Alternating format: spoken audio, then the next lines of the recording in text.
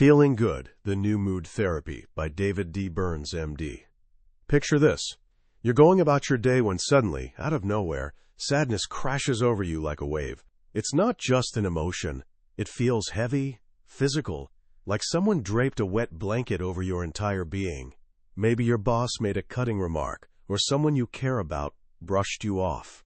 Or maybe, most mysteriously of all, it just showed up uninvited, like fog creeping in on what was supposed to be a sunny afternoon.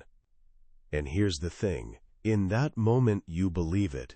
Every terrible thought feels like gospel truth. You're convinced you're a failure. You're certain no one could love you. You're sure this darkness will last forever. This feeling of hopelessness? It's one of the most excruciating experiences we go through as human beings. It feels like the ultimate truth about who we are and how the world works. But here's a wild question. What if it's not? What if that crushing despair is actually based on, well, a trick? A mental sleight of hand, so clever, so seamless, that you don't even realize your own brain is the magician fooling you? This is the game-changing promise of a book that has quietly sold over 4 million copies and become the #1 recommended self-help book among mental health professionals across America. The book is Feeling Good, The New Mood Therapy, written by Dr. David D. Burns, a young psychiatrist who, working alongside his colleagues at the University of Pennsylvania, stumbled onto a breakthrough that would revolutionize how we understand human emotion. Here's what Dr. Burns discovered. Depression, anxiety, and all those dark moods that haunt us aren't really emotional disorders at all. They're thinking disorders. And once you understand this, you don't just get insight into your pain, you get the power to overcome it. Today we're going on a journey together through the core secrets of this life-changing book. We're not just exploring ideas, we're pulling back the curtain on how your mind actually works. By the time we're done, you'll understand the 10 sneaky illusions that create most of your negative feelings, and you'll have the first powerful tool for seeing right through them. This isn't about a temporary mood boost or feeling better for a day. It's about actually getting better, permanently, by becoming the master of your own emotional universe. Sound good? Let's dive in. For centuries, we've been operating under a very specific assumption about our feelings. We've been told that emotions are these mysterious forces that just happen to us. Someone cuts us off in traffic, and boom, we're furious. We bomb an exam, and suddenly we feel worthless. Someone rejects us, and we feel unlovable. The cause is out there in the world, and the feeling lands in here, in our chest. Makes perfect sense, right? Well, Dr. Burns wants us to consider something radical, though it's actually ancient wisdom. Nearly 2,000 years ago, a Greek philosopher named Epictetus said that people are disturbed, not by things, but by the views we take of them. This is the beating heart of feeling good. Your feelings don't come from what's actually happening in your life. They come from the running commentary you're giving yourself about what's happening. Dr. Burns calls this commentary your cognitions, which is just a fancy word for your thoughts and perceptions. Right now, there's a stream of thoughts flowing through your mind, often so fast you barely notice it's there. This is your internal dialogue, your mental narrator. And it's this narrator, not the events of your life, that creates your emotions. Think about it this way. Imagine you're running late for an important meeting. Your stomach ties itself in knots. What's causing that anxiety? Is it the numbers on the clock? Nope. It's the thought racing through your head. I'm going to look like a complete idiot. Everyone will think I'm incompetent. This is a disaster. Now imagine the exact same situation. Same meeting, same lateness, but this time your thought is different. Well, this is annoying, but it's not the end of the world. I'll apologize and jump right in. How do you feel now? Maybe irritated, but definitely not spiraling into panic. Same event. Different thoughts. Completely different feelings. This is the key that unlocks everything. When you're depressed, your thoughts are drowning in pervasive negativity. You see yourself, your world, and your future through dark, distorted lenses. And here's the kicker, the part that changes everything. These negative thoughts that create your emotional turmoil are almost always riddled with gross distortions. They're irrational, illogical, and flat-out wrong. Your depression isn't based on accurate reality. It's the product of mental static, like listening to a radio that's slightly off the station. The broadcast is fine. Your receiver is just tuned wrong. So what are these distortions? What are the mental tricks causing so much suffering? Dr. Burns identified 10 common patterns of twisted thinking. Think of them as the 10 great illusions of the mind. Once you learn to spot them, they start losing their grip on you. Let's walk through them, because I guarantee you'll recognize yourself in at least a few. First up is all-or-nothing thinking. This is when you see everything in black and white categories. If you're not perfect, you're a complete failure. There's no middle ground. A student gets a B and thinks, I'm a total loser. Someone on a diet eats one cookie and concludes, I've completely blown it. I'm disgusting. This thinking style is perfectionism's best friend. It sets you up for constant disappointment, because life is rarely absolute. Nobody is purely brilliant or completely stupid. No project is a total success or utter disaster. Life lives in the gray areas, but the all-or-nothing thinker forces everything into black or white, and usually ends up seeing black. Second is overgeneralization. This is when you take one negative event and turn it into a never-ending pattern of doom. You grab one piece of evidence and decide it applies to everything. Forever. A shy guy asks someone on a date and gets turned down. He immediately tells himself, I'll never get a date. Nobody will ever want me. I'm going to die alone. He's taken a single rejection and sentenced himself to a lifetime of loneliness. When you overgeneralize, you're taking one drop of ink and using it to color an entire ocean. The third distortion is the mental filter. This is where you pick out a single negative detail and obsess over it so completely that your entire view of reality darkens. Picture this. You get a performance review that's full of praise, pages of it, but there's one tiny suggestion for improvement. What do you focus on? If you've got a mental filter, you'll fixate on that one criticism and completely ignore all the glowing feedback. You're wearing glasses that filter out everything good, letting only the negative through. And because you don't realize you're wearing these glasses, you genuinely believe everything is terrible. Even sneakier is the fourth distortion, disqualifying the positive. Here, you don't just ignore good things, you actually transform them into negatives. It's like reverse alchemy, turning gold into garbage. Someone compliments your work, and you immediately think, they're just being nice, they don't mean it. You dismiss it entirely. You ace a project and think, that was just luck. It doesn't prove I'm actually competent. By constantly brushing aside your successes, you can maintain a negative belief about yourself, even when all the evidence screams otherwise. You're like a scientist who throws out any data that doesn't support their grim hypothesis. I'm second-rate. The fifth distortion is jumping to conclusions. This is when you make negative interpretations, even though there are zero facts to support them. This happens in two common ways. First is mind reading. You arbitrarily decide someone is reacting negatively to you without checking. Your friend walks past you on the street without saying hi, and you think, she's ignoring me. She must be mad. In reality, she was lost in thought and didn't even see you. But you've already convicted her in your mental courtroom.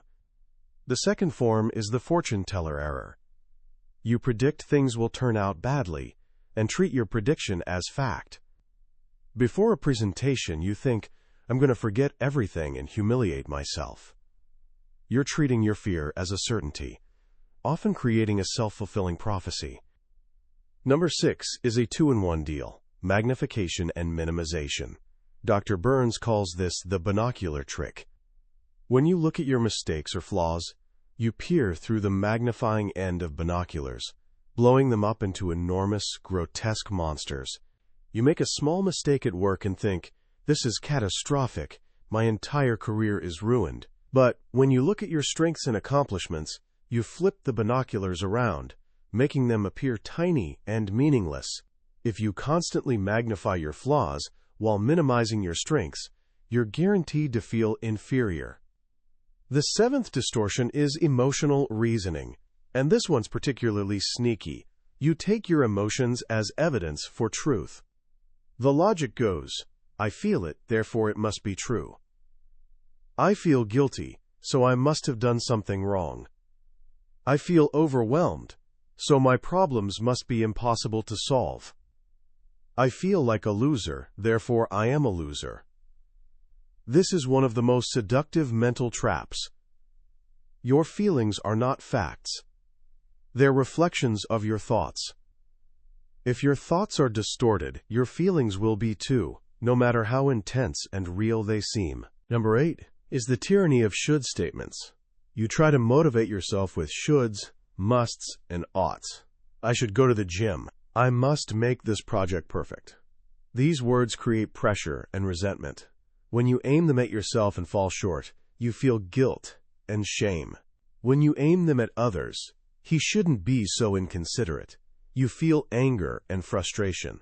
It's like trying to motivate yourself and others with a whip, and it almost always backfires, leaving you feeling apathetic and unmotivated. The ninth distortion is labeling and mislabeling. This is overgeneralization taken to the extreme. Instead of describing what you did wrong, you slap a negative label on your entire identity. You don't think, I made a mistake. You think, I am a loser. You're equating your whole identity with a single error. This is completely irrational. You're not your mistakes. Your life is a complex, ever-changing river of thoughts, feelings, and actions. You can't reduce it to a single simplistic label. And finally, number 10, personalization. Dr. Burns calls this the mother of guilt. You see yourself as the cause of negative external events that you actually weren't primarily responsible for. A mother sees her child's poor report card and immediately thinks, I'm a terrible mother. This is all my fault. You're confusing influence with control. You may influence people, but you don't control them. Personalization makes you carry the weight of the entire world on your shoulders, feeling guilty for things that are ultimately beyond your control. So there you have it. The 10 distortions: all or nothing thinking, overgeneralization, mental filter, disqualifying the positive, jumping to conclusions, magnification and minimization, emotional reasoning, should statements, labeling, and personalization. These 10 patterns of irrational thought are behind so much of our anxiety, guilt, anger, and depression. But just knowing about them isn't enough, right? It's like knowing a magician uses sleight of hand. You still need to understand how the trick works to avoid being fooled. So, how do we fight back? Dr. Burns offers a simple yet incredibly effective tool. He calls it the triple column technique. It's a systematic way to catch your negative thoughts red-handed and challenge them. Here's how it works. Take a piece of paper and draw 2 lines down the page, creating 3 columns. In the first column on the left, write automatic thought. This is where you capture that self-critical thought, the instant you feel a negative emotion. Let's say you make a mistake and feel a rush of shame. You tune into your internal dialogue and write down the thought, I never do anything right. Now, in the middle column, label the cognitive distortion. Look at your list of 10 distortions and identify which trick your mind is playing. I never do anything right is textbook overgeneralization. Write that in the middle column. This step alone is powerful. Just by naming the distortion, you start creating distance from the thought. You see it for what it is, a mental error, not reality. But the third column is where the real magic happens. Label it rational response. Here's where you talk back to the automatic thought. You become your own defense attorney, challenging the prosecution's flimsy case. But you're not just saying something nice to cheer yourself up. It has to be realistic and true. So for the thought, I never do anything right, a rational response might be, that's not true. I do lots of things right. I messed up on this one thing, but that doesn't define my entire existence. I'm human, and humans make mistakes. Dr. Burns insists his patients do this on paper, not just in their heads. Why? Because writing it down forces objectivity. You can't properly argue with a thought buzzing around in your mind, but you can systematically dismantle one written on paper This simple 3-column exercise is the heart of cognitive therapy. It's a training program for your mind. You're learning to recognize self-defeating thoughts, identify the distortions within them, and replace them with more realistic and compassionate alternatives. And here's the amazing part, confirmed by tons of scientific research. It works. When you change how you think, you can't help but change how you feel. With this fundamental tool, Dr. Burns shows how to tackle the biggest sources of emotional pain. Take low self-esteem. What is it really? It's not some mysterious, deep-seated character flaw. It's simply the result of a constant barrage of self-critical automatic thoughts. Thoughts like, I'm not good enough, I'm a failure, I'm worthless. These thoughts are packed with the 10 distortions. When you use the triple column technique to challenge these thoughts, you're not just temporarily feeling better. You're building genuine self-esteem from the inside out. You're learning that your worth isn't something you have to earn through achievement or approval. It's inherent. You just have to silence the internal voice telling you otherwise. Or consider procrastination, that awful feeling of being stuck, unable to start. Dr. Burns calls it do-nothingism. Where does it come from? Thoughts. Thoughts like, this task is too overwhelming. Magnification, I'll probably fail anyway, so what's the point? Fortune teller error, I should have started earlier, now it's too late. Should statement. These thoughts paralyze you. The solution isn't waiting for motivation to magically appear. Dr. Burns makes a brilliant point. Motivation doesn't come first. Action comes first. You have to prime the pump. He suggests breaking tasks into ridiculously small steps. Instead of, write my term paper, the first step is, open my notebook. That's it. Once you take that first tiny step, you build momentum, and that momentum creates motivation, which leads to more action. What about relationships? Take criticism, for example. When someone criticizes you, it's not their words that hurt. It's your automatic thoughts in response to their words. Thoughts like, they're right. I'm a complete idiot. Labeling, everyone must think I'm incompetent. Mind reading. Instead of getting defensive, Dr. Burns suggests a kind of verbal aikido. First, use empathy. Ask questions to genuinely understand their perspective without judgment. Can you tell me more specifically what I did that upset you? Then, disarm them by finding some grain of truth in what they're saying and agreeing with it. You're right, I was rushed on the phone, and I can see how that seemed uncaring. This diffuses the conflict, takes the fight out of them. Only then, once emotions have cooled, can you negotiate and explain your own perspective. The same applies to anger. Dr. Burns argues that anger almost always stems from one perception, the perception of unfairness. You get angry because you believe someone is acting in a way they shouldn't. He shouldn't have cut me off. She shouldn't have been so rude. The problem? Your idea of what's fair is just your personal rule book. The other person is operating from their rule book, and from their perspective, their actions probably seem perfectly reasonable. When you insist the world must follow your rules, you're setting yourself up for constant frustration. The solution isn't suppressing anger, but challenging the should statements and labels, he's a jerk, that create it. Ultimately, all these techniques point to something deeper. The reason we're so vulnerable to distorted thoughts is because of our underlying silent assumptions, the unwritten rules we live by, the equations we use to define our self-worth. Rules like, my worth depends on what others think of me, the approval addiction, I can't be happy unless I'm loved, the love addiction, or my value is determined by my achievements, mistaking your work for your worth. These assumptions are the weak spots in our psychological foundation. When life puts pressure on them, when we're criticized, rejected, or we fail, our entire emotional structure can collapse. The final and most profound step in the feeling good philosophy is identifying these assumptions, questioning them, and replacing them with a new foundation, one based on the unconditional belief that your worth isn't dependent on anything external. Not on approval, not on love, not on achievement. It simply is. This is the ultimate victory. It's the journey from feeling like a victim of your moods to realizing you're their creator. It's understanding that sadness is a normal part of life, but depression is an illness caused by distorted thoughts. And it's knowing that you hold in your own hands, or rather in your own mind, the tools to challenge those thoughts, correct those distortions, and choose day by day to feel good. As we wrap up our exploration of feeling good, what's the one lesson that towers above everything else?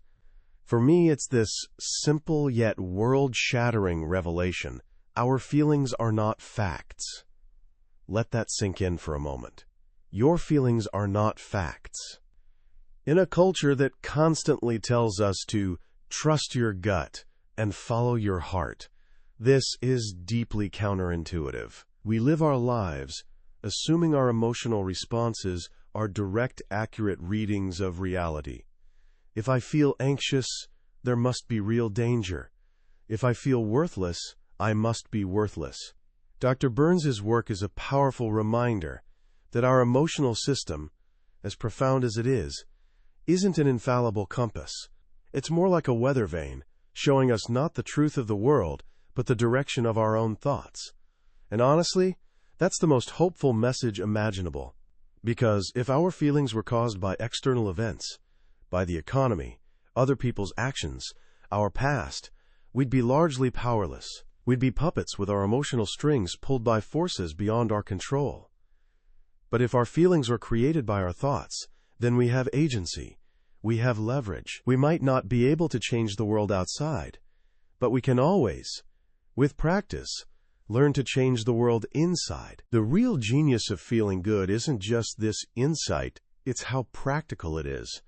Dr. Burns doesn't just tell us our thoughts are distorted. He gives us a field guide to identify the distortions and a specific, concrete tool, the triple column technique, to dismantle them. He takes the abstract world of psychology and transforms it into engineering principles for the mind. So how can you start applying this today? Not tomorrow, not next week. Right now. It might feel overwhelming to think about changing your entire thought process. So let's not. Let's start with one small, manageable step. Here's your challenge. For the next 24 hours, just become an observer of your own mind. That's it. Don't try to change anything. Don't try to fix anything. Just notice. The next time you feel a pang of sadness, a flash of anger, or a wave of anxiety, pause for a second and ask yourself a simple question. What thought just went through my mind? Maybe you'll catch a should statement. Maybe you'll spot some all or nothing thinking. Maybe you'll notice you're jumping to conclusions. Just notice it. Acknowledge it without judgment, like you're a scientist observing a fascinating phenomenon. Ah, there's a thought. Interesting. This simple act of awareness is the first and most crucial step. It's the beginning of separating yourself from your thoughts, of realizing you're not your thoughts. You're the one who's aware of them. And in that space of awareness, freedom begins. That was a summary of Feeling Good, the New Mood Therapy by Dr. David D. Burns. We've touched on the major ideas today, but I'll be honest with you. A summary is like looking at a travel brochure. The real journey, the real adventure, happens when you visit the place yourself. The true magic of this book isn't in the concepts. It's in those quiet reading moments when a particular story or simple phrase connects with your own life in a way you didn't expect. This podcast gives you a map, but if anything we've talked about today has struck a chord, I encourage you to grab a copy of the book. Reading it isn't just about learning. It's an experience that can fundamentally change your relationship with your own mind. The link to the book is in the description. Also, if you found this summary valuable and it gave you something new to think about, please take a moment to hit that like button and subscribe to the channel. It lets us know we're on the right track and ensures you won't miss our next deep dive into another life-changing book. Let's keep learning and growing together.